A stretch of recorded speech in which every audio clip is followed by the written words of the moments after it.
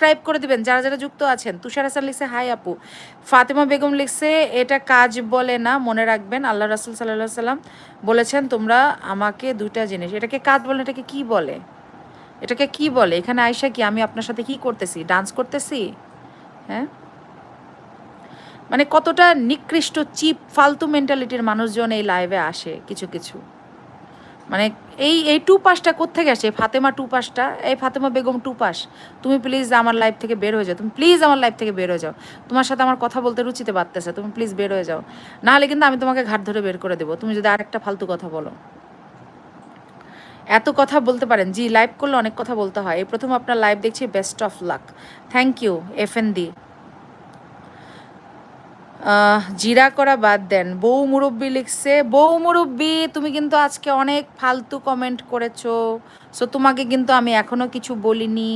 হ্যাঁ, তুমি যদি বেশি কথাবার্তা বলো তাহলে কিন্তু তোমাকে আমি ঘেরিটা ধরে বের করে দিব, তোমার ঘাট ধরে। সো কথাবার্তা বুঝে বলো কিন্তু আপু।